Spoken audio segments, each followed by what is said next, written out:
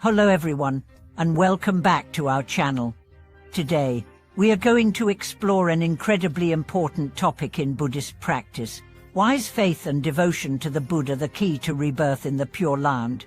This is a central question for many practitioners of Pure Land Buddhism, one of the most widely followed schools of Buddhism. The concept of the Pure Land represents a realm of peace and enlightenment, where all beings can practice the Dharma free from suffering and distractions. But what is it about faith and chanting the Buddha's name that makes it possible for one to be reborn there? In today's video, we will dive deeply into the relationship between faith, devotion, and the practice of chanting in Pure Land Buddhism. We will explore why faith and devotion are considered the most important aspects of the practice, and how they work together to pave the way for rebirth in the Pure Land. Through this exploration, we will also gain a deeper understanding of how these teachings can help guide us on our own spiritual journeys, leading us toward liberation and enlightenment. The importance of faith in Pure Land Buddhism. In Pure Land Buddhism, faith, known as Shinrin in Japanese, is considered the cornerstone of the practice. Without faith, it is believed that one cannot hope to achieve rebirth in the Pure Land. This is because faith is the foundation upon which all other practices are built. It is faith in the Buddha, particularly Amitabha Buddha, who is said to have created the Pure Land for all beings who call upon his name with sincerity and devotion. Faith in the Buddha is not simply an intellectual belief, but a deep, unwavering trust in the Buddha's vows and the effectiveness of his teachings. Amitabha Buddha's vow to save all beings is central to Pure Land practice. This vow states that anyone who sincerely calls upon his name will be reborn in the Pure Land, regardless of their past actions or current state of being. Therefore, faith in this vow is essential for the practitioner, as it is this faith that assures them of their future rebirth in the Pure Land. Faith is also tied to the idea of relying on the Buddha's grace, rather than relying solely on one's own efforts. In many other Buddhist schools, personal effort and meditation are emphasized as the primary means to attain enlightenment. However, in Pure Land Buddhism, the practice is rooted in the idea that we are not capable of achieving enlightenment on our own. Instead, we place our trust in the Buddha's infinite compassion and wisdom, knowing that through his grace, we can transcend the cycle of suffering and attain liberation. Devotion to Amitabha Buddha, the power of reciting his name.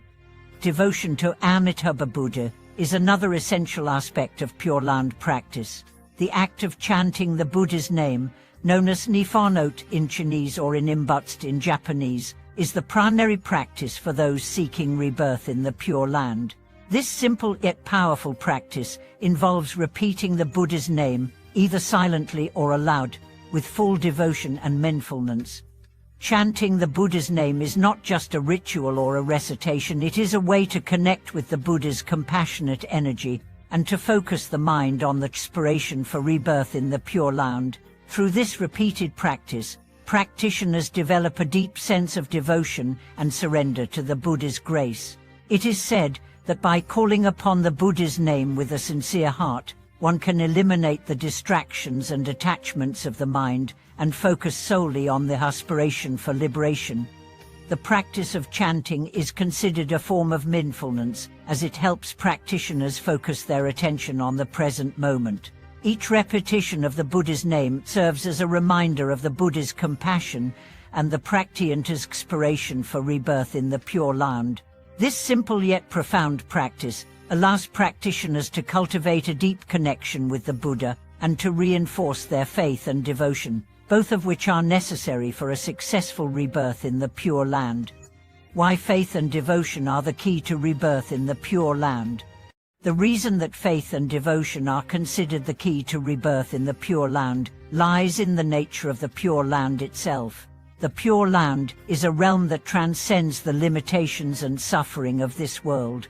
It is a place where beings can practice the Dharma without distraction, free from the suffering and obstacles that prevent progress in this life.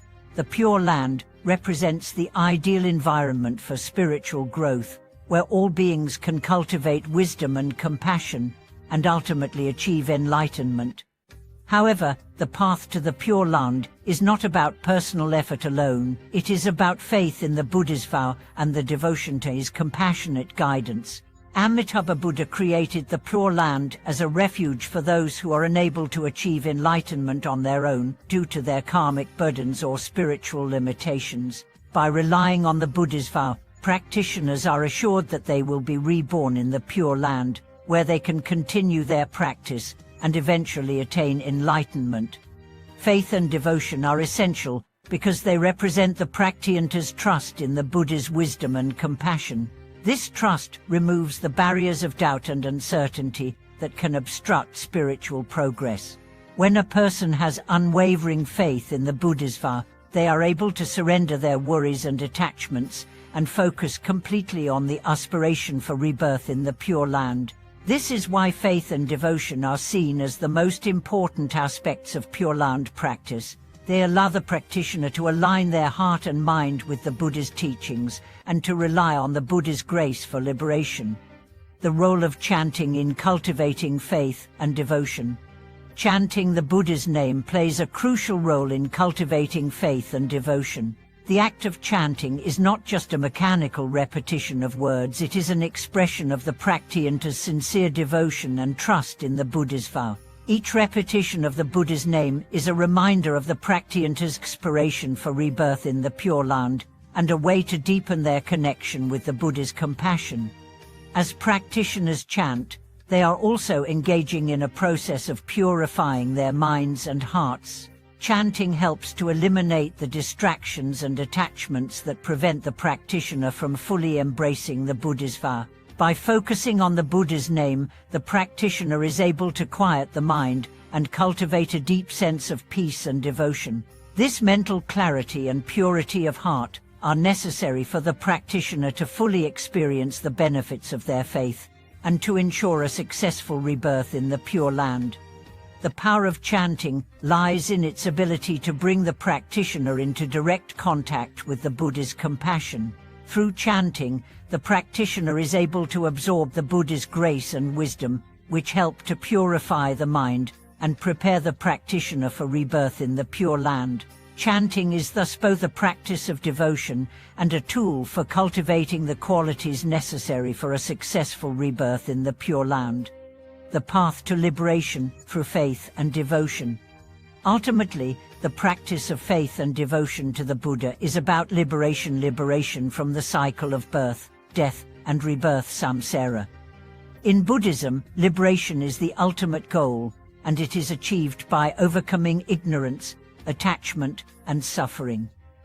For those who practice Pure Land Buddhism, faith and devotion are the means to this liberation. By relying on the Bodhisattva and calling upon his name, practitioners are assured that they will be reborn in a place where they can continue their practice, free from the suffering and distractions of this world. The Pure Land represents a stepping stone to full enlightenment, a place where the practitioner can cultivate the wisdom and compassion necessary to achieve nirvana. Faith and devotion are not just about achieving personal liberation, they are also about benefiting all sentient beings. By relying on the Bodhisattva, practitioners are aligning themselves with the Buddha's wish to help all beings attain liberation. This collective aspiration to relieve the suffering of all beings is a central tenet of Pure Land Buddhism and reflects the deeply compassionate nature of the practice. Thank you for watching today's video. We hope that today's exploration of faith and devotion to the Buddha has helped deepen your understanding of the Pure Land practice and its significance in Buddhist teachings. If you found this video insightful, please share your thoughts and experiences in the comments below. Don't forget to like, subscribe, and share the video to support the channel. We look forward to seeing you in the next video.